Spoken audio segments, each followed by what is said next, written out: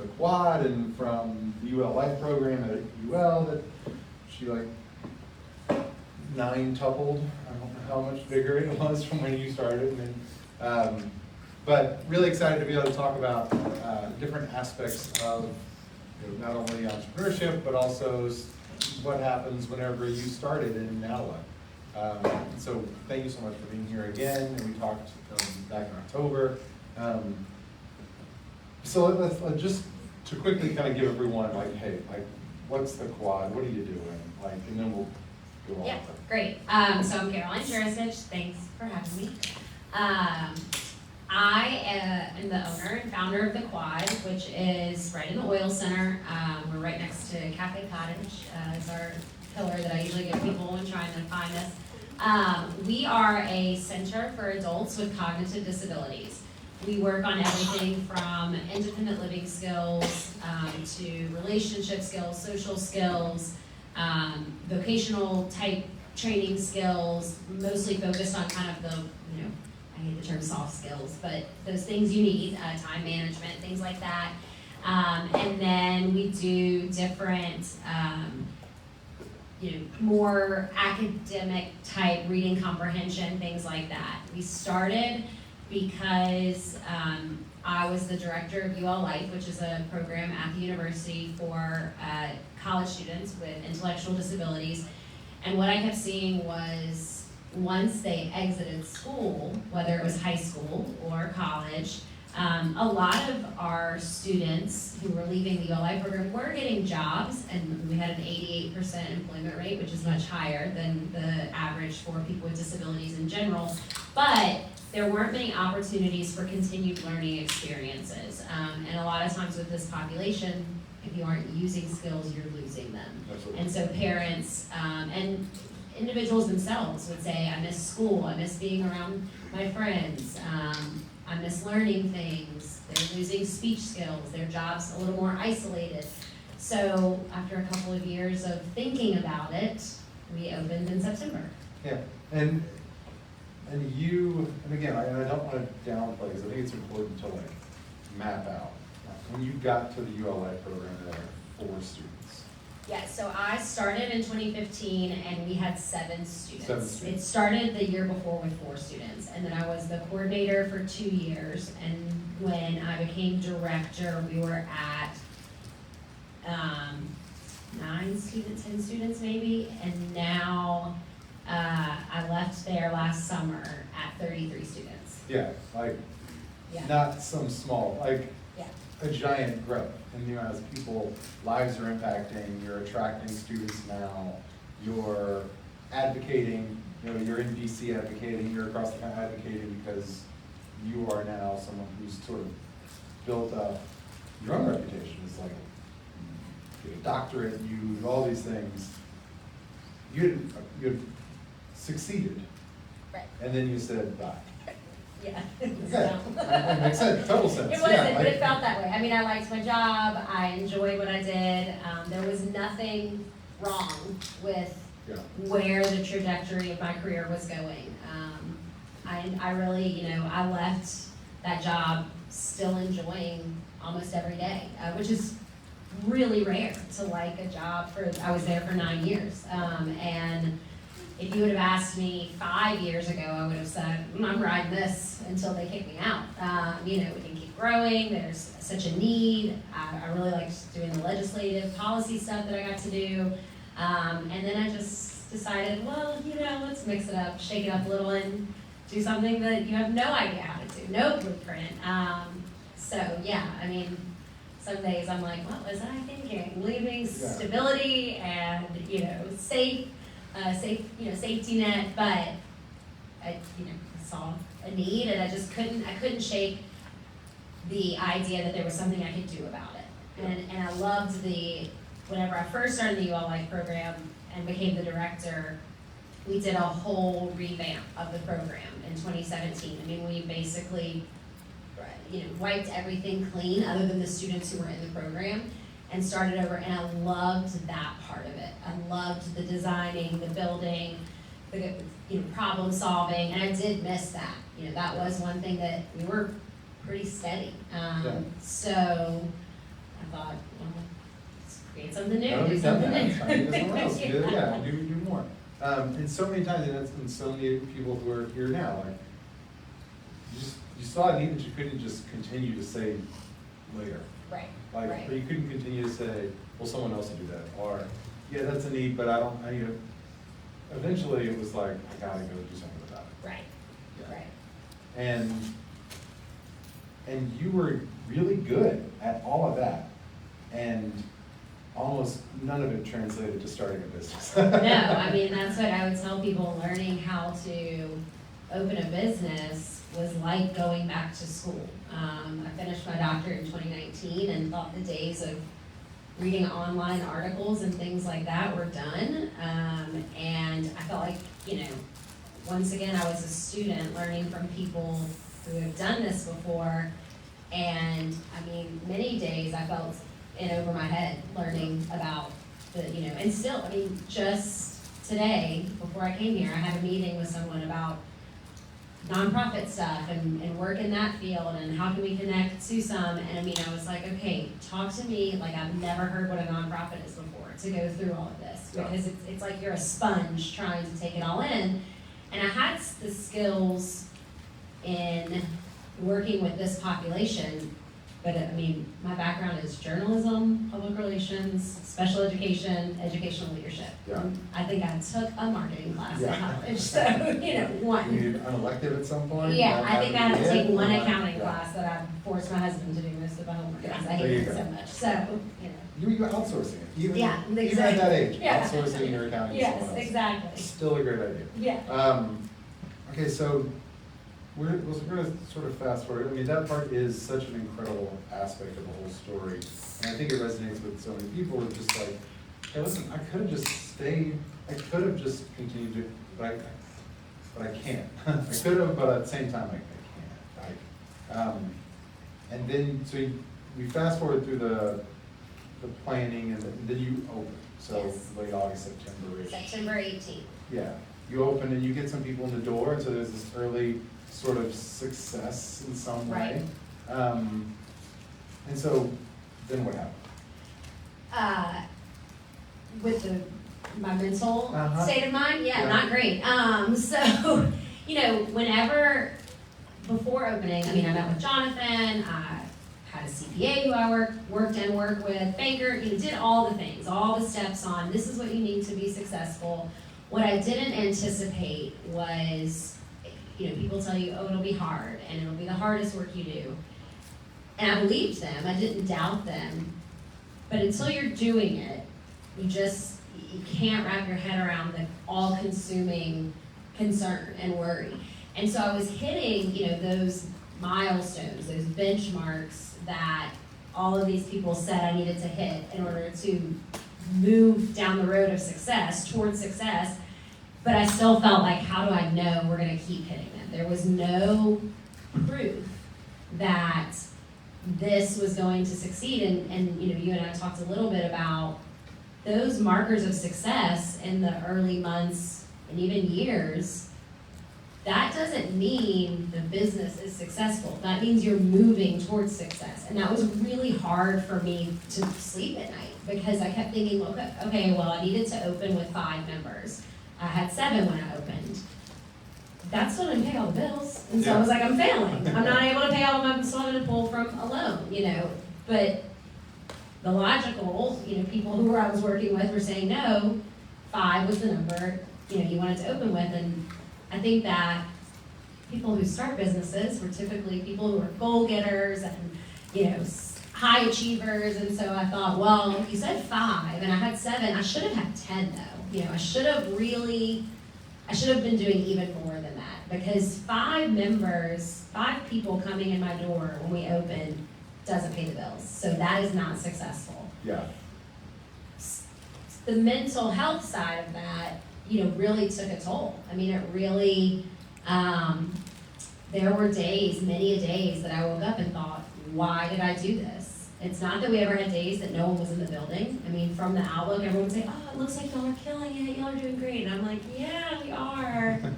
We're about to close to I'm not. Yeah. But that was really hard to wait. And I mean, that's what everyone just kept saying was, only time will tell. You have to keep hitting these small markers, and only time is going to tell. You know, success will come in time, that big success. That big success is still off in the distance, and it's still hard for me to swallow that. Be okay with it. Yeah, be okay with that. Yeah. We didn't plan on talking about this, but I think you've mentioned it here and there. For you, the importance of having a therapist, the importance of having Get one now. Okay, so yes, finding like what role does that like? I mean, yes, get one now. Like you sort of joking with her, but like seriously, go get one. Like, if you leave now to go call one, that's cool. Like don't leave for any other reasons. But yeah. Yeah, I mean, you know, some of the things that we talk about and did talk about a lot, and I became very. I'm here because one day Jonathan and I were talking, and I was like, yeah, no one really talks about the intensity of the fear and anxiety. The adrenaline's gone after you do the planning, and you know, I mean, it's there, but it's way less than it was whenever you were getting excited and finding the place and doing the renovations and doing the ribbon cutting, and then it's like, okay, now it's just where, you know, we put our heads down and work, and so I felt very unprepared for that, you know, those feelings. And so a lot of the things, you know, my therapist and I talk about and have talked about is, okay, so what is the worst case scenario? What is that worst case scenario? And I'm like, well, it's this, this, and this. And she's like, and are you still okay after that? Well, I guess technically, but it would really suck. You know, I don't want to do that. So we did a lot of that work. And then we also did the like, and this is kind of something that I've brought up was, we are a new, I call us a baby business. We're a new baby business. We are not running 9 to 5 full capacity every single day. We're just not there yet. You know, I didn't expect us to be. In my head, my delusional side, I wanted us to be, but I didn't expect us to be. And so we've talked a lot about finding things that are valuable in that slow time. And so like I use the example of I have 2 young sons. I have a 7-year-old and a 4-year-old. And I was at UL before. They did after school care every day. They loved it. But one of the things with us finishing most of our work most days by 2 p.m., I get to pick my kids up every day from school. That's not something as a working mom that I really ever had in my mind that I would get to do every day. Now, I would love to get to a point where I can, you know, decide, oh, I'm gonna pick them up, but we're so busy that like I have to change things in my schedule to do it. But right now, that's kind of one of those things that I'm trying to look at as like, that is a piece of time that I'm hopefully not going to always have the luxury of having because we are gonna be running a successful business. But that is valuable and that is neat, and I've gotten to do some really, you know, we go to the park, we do things like that. The first maybe 2 months I was picking them up every day from school, still going home, opening my laptop and stressing out about, you know, what we needed to do, looking at spreadsheets, basically just spiraling. Yeah. And then also having my kids at home with me while I'm doing all of that. And so, you know, as I've gotten a healthier mindset, I've gone, okay, when I leave, I'm closing it because I can right now. There's value to that. Yeah. But also, yes, get a therapist if you don't have one yet. But because getting to that point isn't just something that you just like, is natural. I think the natural thing to do, and that probably what most of us do, is we think about our business incessantly, every moment of the day, and we stress about it, and we look at this Excel sheet, and then we do something, and we look at it again, and like, why did it change? Like, and what have I done? Right. It's 1 in the morning, like numbers, nothing's I'm like, well, if I had this, Yeah. this is what would happen. Like, Yeah. stop. Absolutely. So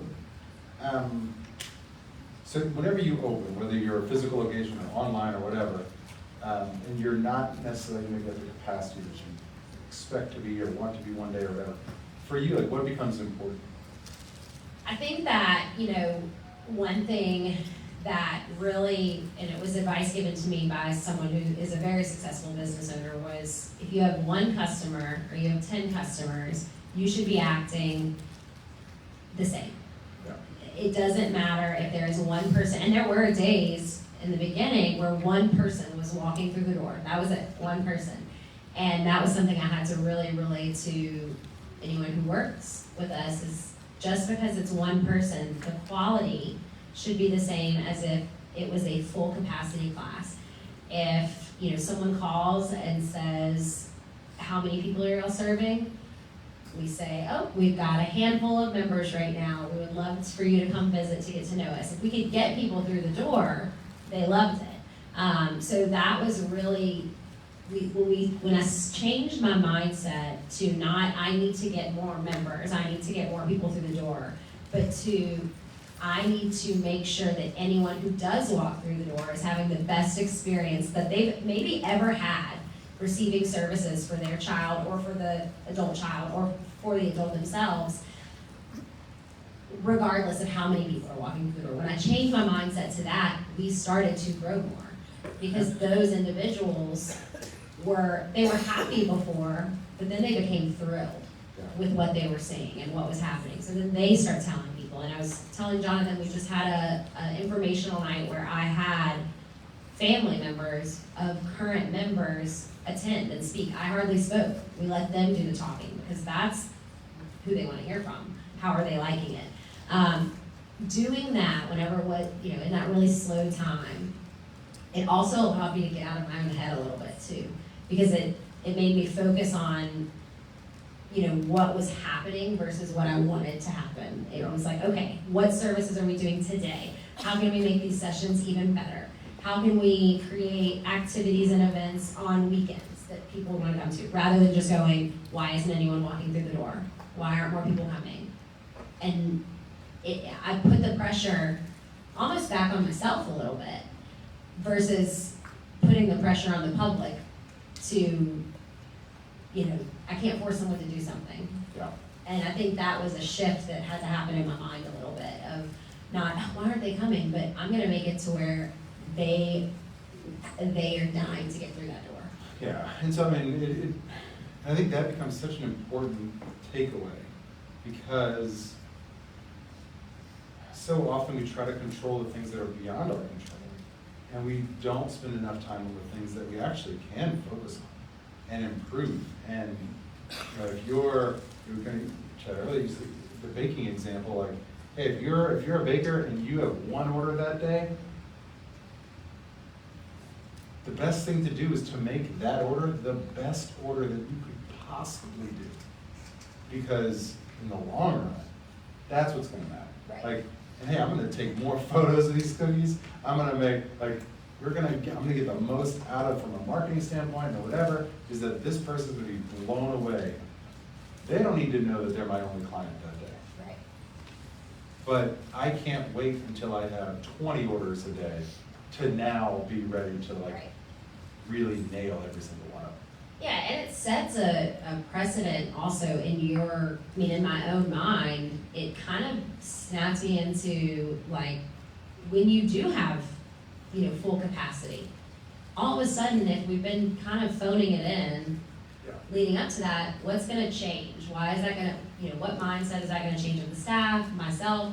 So kind of starting with that was a good, you know, precedent to set for myself, for anyone who works at the quad, to know that, you know, every single person who walks through the door is so important. Absolutely. And they should be treated as such, whether they're the only one or whether there's 20 of them coming. Because that's the mission of the quad. Right, exactly. That's the mission of the quad. Right. Like, we talked about it last week, you know, Brian will talk about it again later. Like, revenue and profit are results. Like, they're not the goal, they're not the mission. Like, the mission is, what are you out to do? What are you trying to do? And the more you work towards what you're trying to do, and still pay attention to numbers, then you can get to the other stuff. Right. But you're right, like the idea that you can't just turn it on, it's not a light switch. Right. You can't be giving 60% effort for the customers you do have with the thought of, well, as soon as I get enough customers, I'll crank it up and everyone's gonna get more effort. No, it doesn't happen like that. No, not at Like, all. especially if you do decide to have employees. Like, they need to be at fullest potential, fullest maximum, fullest everything from day one, or from as soon as you can, not, well, hey, once we Right. become successful now our customer service matters more. Right. Your customer service mattered the moment you had offers. Right. You know. Right.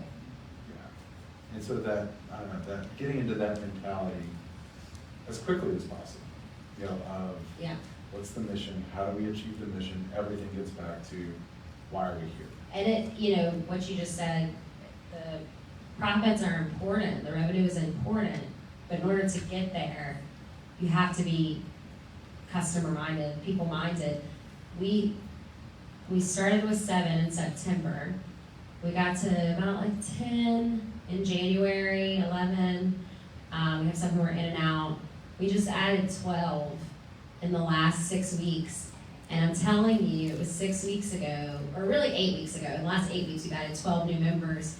And a lot of it is because at that point, I had the fire, but I started putting the fire in the employees too, and going, all right, like this is our mentality. We're excited every day. We're having fun. We're learning, whether it's 2 people or 1 or 20 people. And I mean, now we're at 20, and we're almost at 25. So it was. And guess what that increased? Our profits, you know, like our revenue. Yeah, so, but beforehand, I think I was so focused on, we need to get people in the door because we need to make money because we need to stay open. And then I thought, okay, back up. How do we make more money to stay open? Yeah. We create an incredible service to our members. Yeah, absolutely. To still, I guess now, I don't know, we're just sort of bouncing around. Because why not? You talk about, you had done a lot, you had kind of a lot of things that you had achieved, but it was nothing like what you were about to do in starting a business and starting all these other things. And this happens for any entrepreneur, but this idea of self-doubt, the idea of who do you think you are trying to do this? Like, Yeah. So like, first of all, no one's immune to it. Right. And so I think that needs to be just addressed. And then for you, like, what was the strategy to be like getting out of your head? There were many of times that exact phrase crossed my mind is, who do you think you are? Who did you think you were to be able to do this? And I wouldn't call it imposter syndrome. Yeah. It was more of just, you cannot do this. Like, this is not your wheelhouse.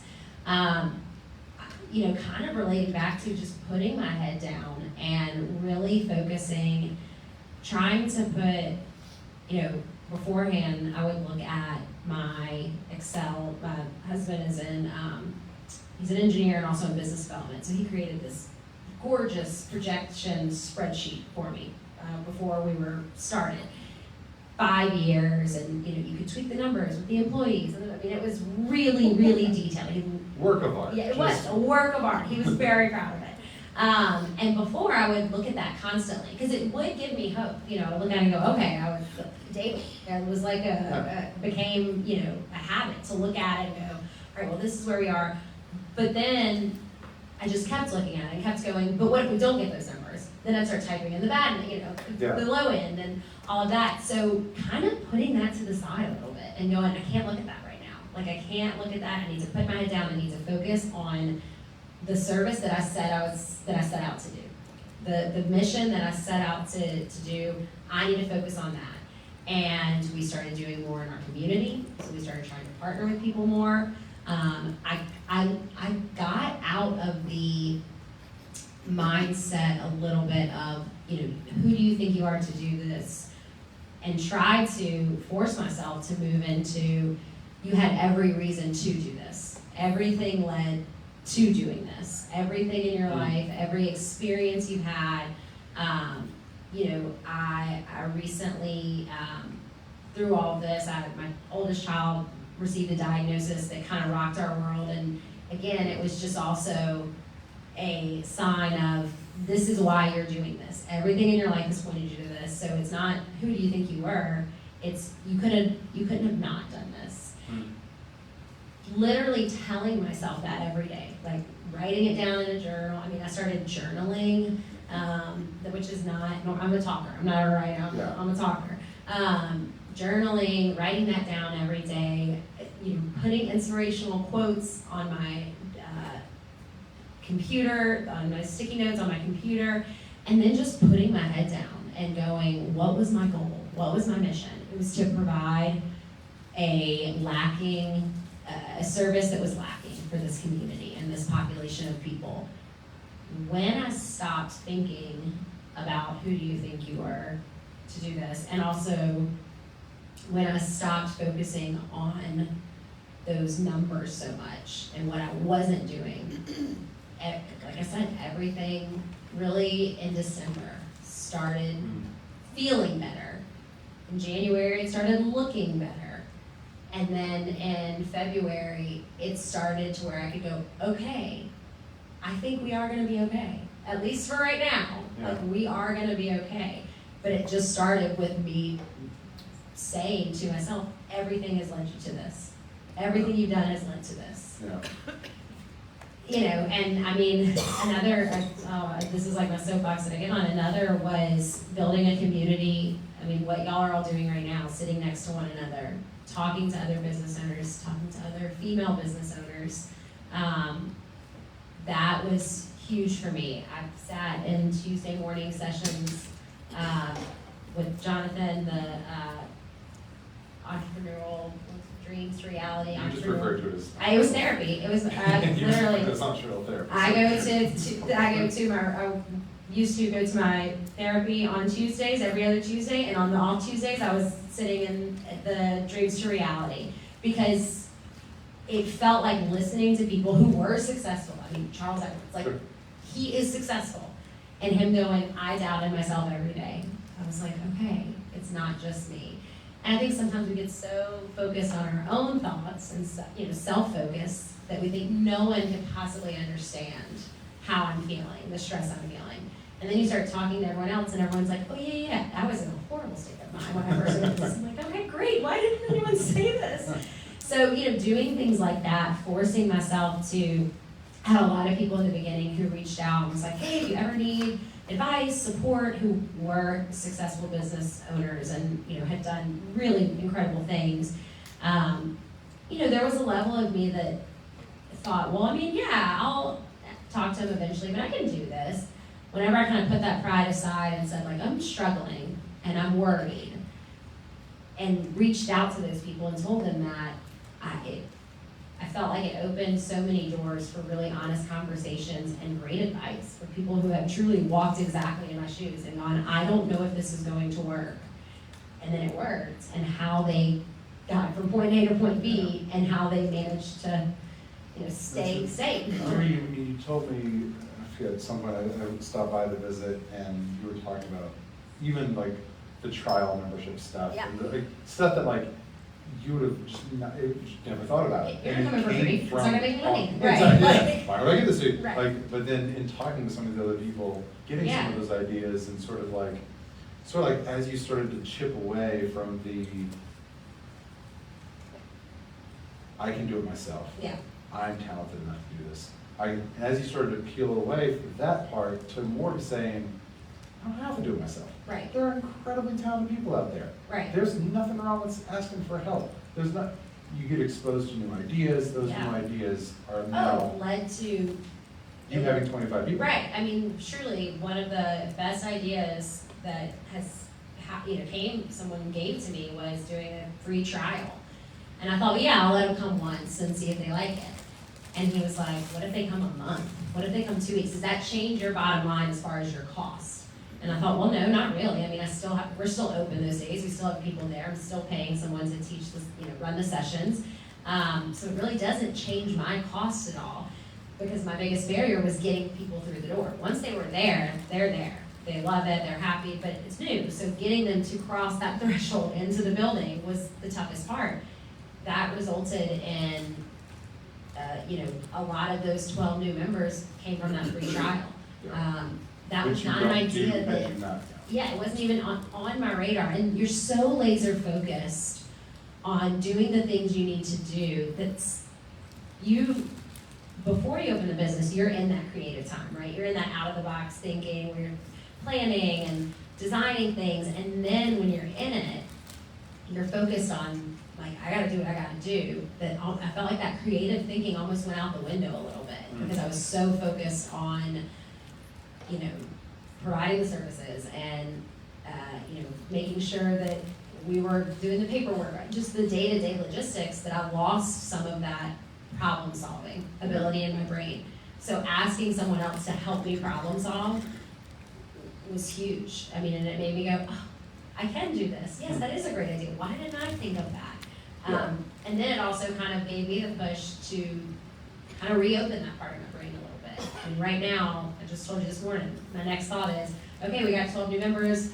We hit our goal of 20 by June. We're going to exceed that goal. What's the next goal? What are we doing now? How do I keep that momentum going? I mean, immediately, one of the young ladies who works for me was like, you don't seem as excited. You need to be excited about this. And I was like, my brain's now going, okay, well, how do we keep going? But, I kind of ripped that Band-Aid of, okay, I can wear two hats. I can wear my day-to-day head in the sand, trying to get things done, but I can also carve out time in my day to think creatively and problem solve and brainstorm ideas. That's important.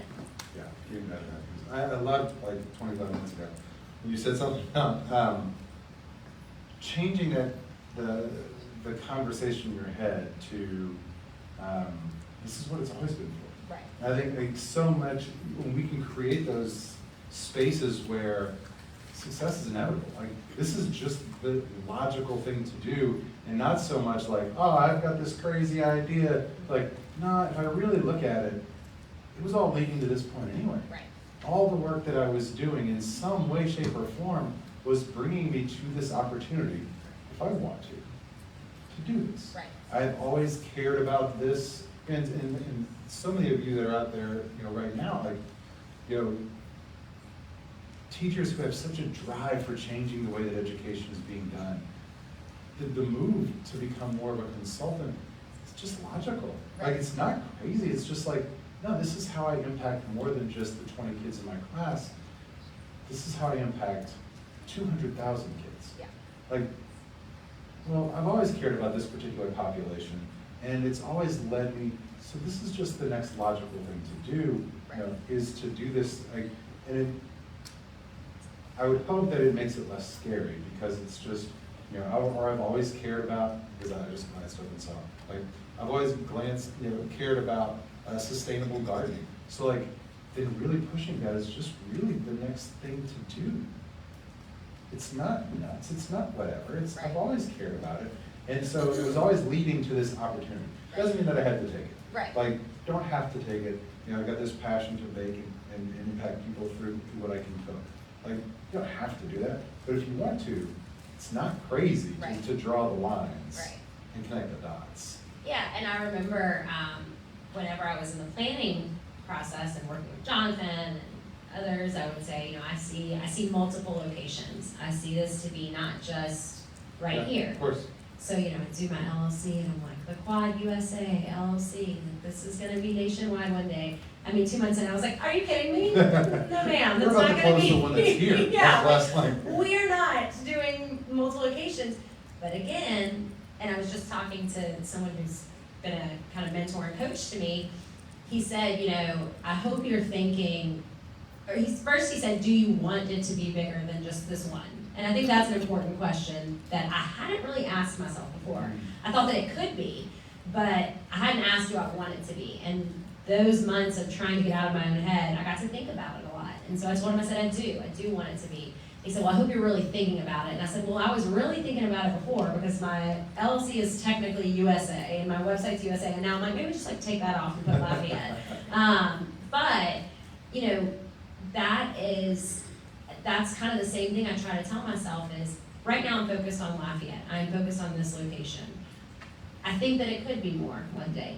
That's what I envision, but it's okay if I change my mind and decide that it's not. But if it is, it's not that crazy. If it is successful, and it does seem like, gosh, we could open a location in Baton Rouge. That's not a crazy idea, because I am training and have trained my brain to go, it makes sense that you would do another one. Absolutely, just inevitable, like I've done this one. And if you choose not to, great. But if you do, yes, that makes sense. Your life has led to this work, so it would make sense you would do another. Versus, oh my gosh, that's a crazy thought, I'm not doing that. Maybe briefly, I mean, the decision to do this work as a for-profit versus deciding to open a nonprofit. Right. Like, what was some of the?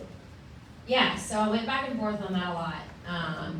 I came from UL, which I loved dearly, but I definitely was, there's a lot of red tape in anything you do with, and I was in the college of education, luckily I had a wonderful supervisor, dean. I reported directly to my dean, and he was great about saying, this program, who's in charge, you know what needs to be happening, you're in charge, make the decisions you need to make, we'll have to get approved. But I was very tired of having to get a lot of approvals for things, and I was tired of red tape, and I was tired of jumping through hoops. I was ready to be able to just say, this needs to be changed, so I'm changing it tomorrow. Yeah. So I'm not going to lie, that was a big part of my nonprofit for-profit decision. Was I didn't want. As someone who hates paperwork and all those Right. things, I am totally on board.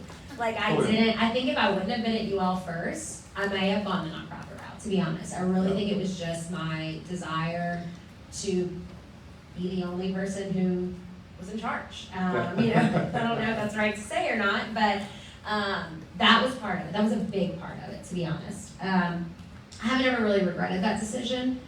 I do think there are times where, I've had conversations with community members who are very generous and have said, oh, I wish you were a nonprofit. And I'm like, well, right now I wish I was too. But at the end of the day, I looked at, and we also fully advise you as well, I also looked at it with my CPA. Yeah. I mean, that was step one, was I don't want to do a nonprofit. Can I get by doing this without it? And when we started looking at it, especially when we discussed having multiple locations, because that was kind of a very, very long-term goal, but still a goal that I was thinking about, it made more sense to do the for-profit side, to be able to replicate easily. It was complicated to do it as a nonprofit when we started thinking about multiple locations in different parts of the state. So I wouldn't say I was sad that he said it would be complicated to do it the nonprofit way. I was like, great, because I did not really want to. Now, I just had a conversation this morning with someone from the community foundation about the idea of having an arm of us that is a foundation of some kind. Which is totally fine. Right. Yeah, you do that. So we're thinking about that, and I'm trying to wrap my brain around that as well.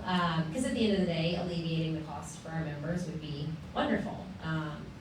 That's a goal of mine. But when I envisioned this, I envisioned it as a business, a for-profit business, where it was, relationship driven, yes, and also that there was an expectation of services. And I actually, in my planning, had a focus group of parents with adults with disabilities that I would ask questions to. They did surveys, I did 2 meetings with them at a friend's home who hosted us, where I basically presented and said, I want your feedback. You're the population, the interesting thing when working with, especially adults with disabilities, is I have 2 customers. I have my clients, my members who walk in my door, but I also have their parents as well. So I'm serving both of those people. So I had to make sure, I knew I could, the client member part, that's my bread and butter. Like, that's where I enjoy, I know I can do that part. But I had to make sure that the other customer was also going to be happy, and we were providing what they saw as a need for their adult child. And so we talked about it in those, the nonprofit versus for-profit. And the consensus was we don't really have a preference. We just want it to be reliable, stable, and consistent. Yeah. And a lot of times with nonprofits, because funding is can come and go sometimes. It was more activities, camps, things like that, and they were more so looking for something that was regular in their adult child's life. So it just kind of all the stars aligned to pointing towards a for-profit making the most sense. That's a great example of, like, just because you're a for-profit doesn't mean you can't be really good. Right. Like, you can do wonderful things Right. as a for-profit. Right. Totally fine. Right. Right. So like, yeah, so like only nonprofits. Right, and I mean, you know, in the beginning, I would get a little shy about saying I was a for-profit, because I thought, gosh, well, that just sounds, you know, like, oh, I'm for-profit. You know, I hate those two terms. I also hate the term that nonprofits are nonprofit. There you No, go. They should be nonprofits need for-profit too. profits, like, so I would feel funny about saying that, but I've gotten more comfortable saying it, because ultimately, I know our services, I know we're providing, I know what we're trying to contribute to the community, connect with other community organizations, and I also know, you know, my goal of accessibility for our members and things like that, you know, just say it more confidently now. Yeah. So the questions. We'll open up briefly, and so. Well, good afternoon. Thank you for coming.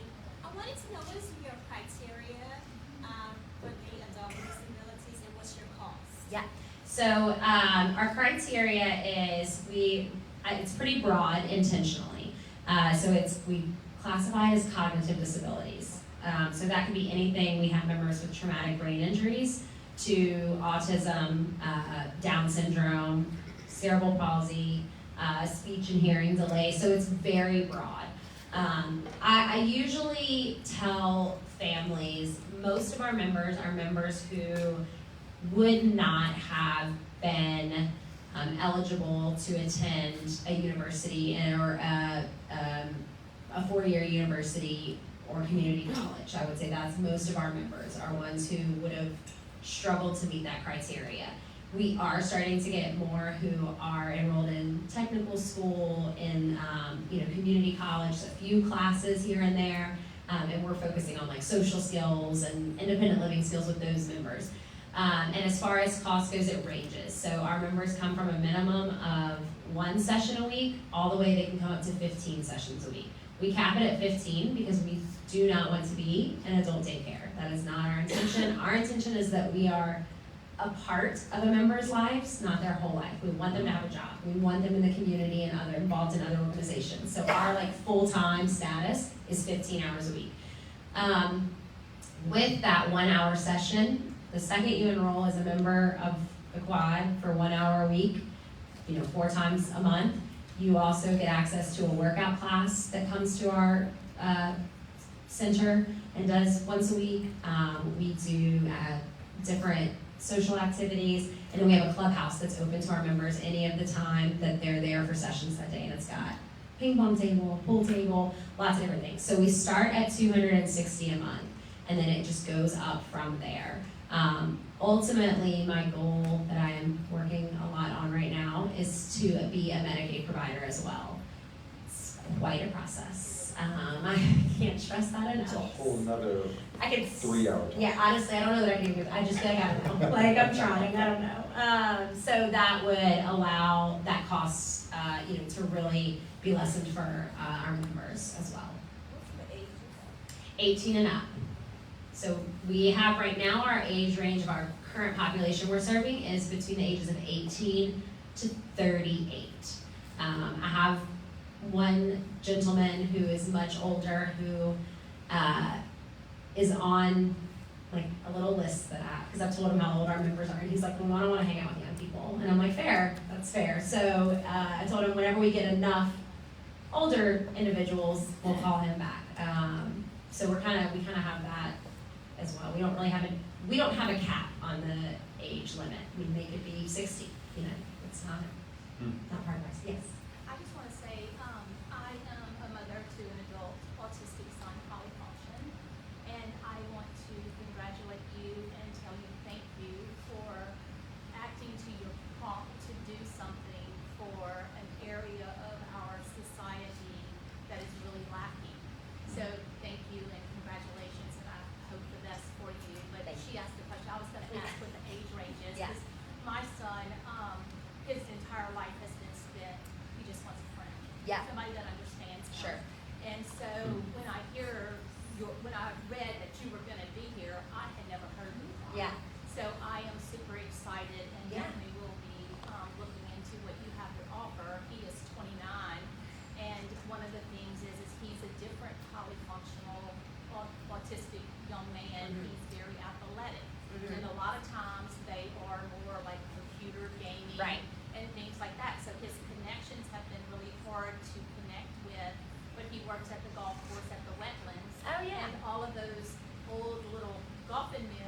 are his best buds. Hey, I have a friend who's about to come work there that who's a member of the quad, who's about to come work at the wetlands. Oh, I bet they yeah, will and be. David Gary there is like, I mean, Everybody- that man, look, I'm just gonna give that pro like a high five. Yeah.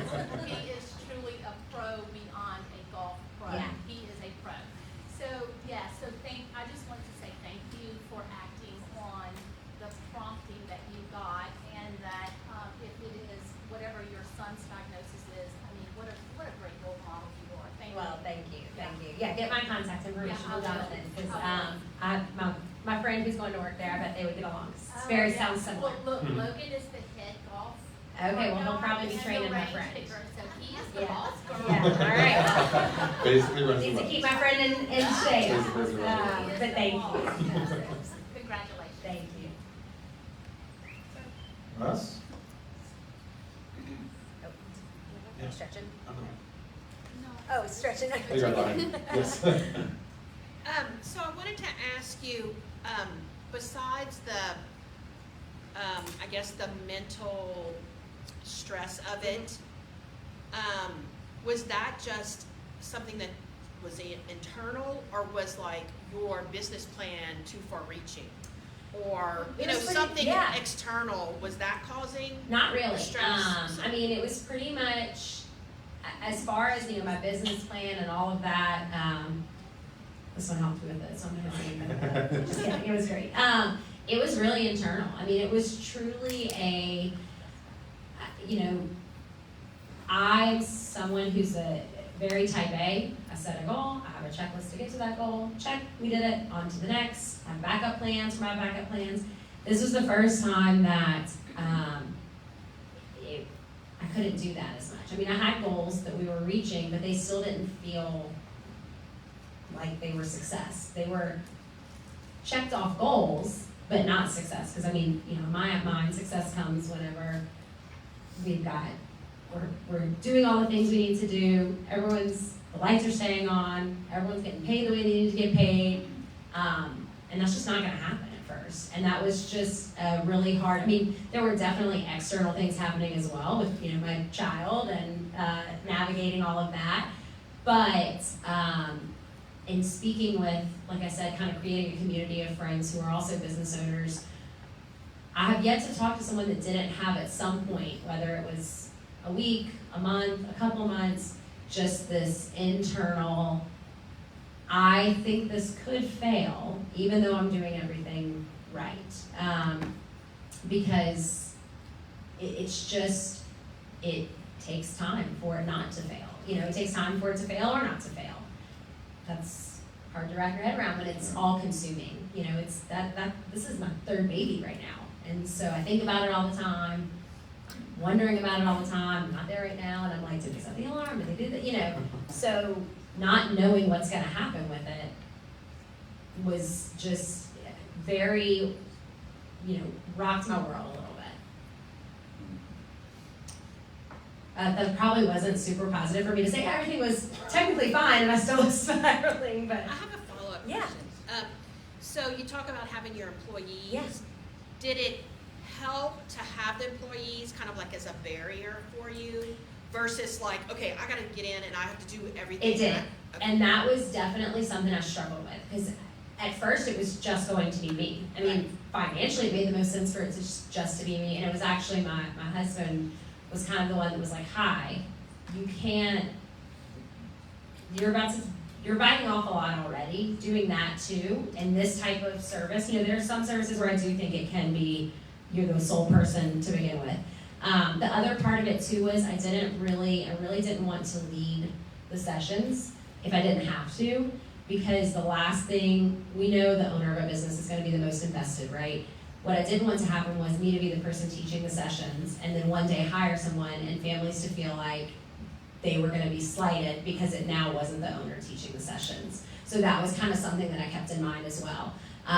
But it did help, and it did make it feel more manageable, because I could say, I need you to call these people back. And I mean, they're all very much so part-time employees.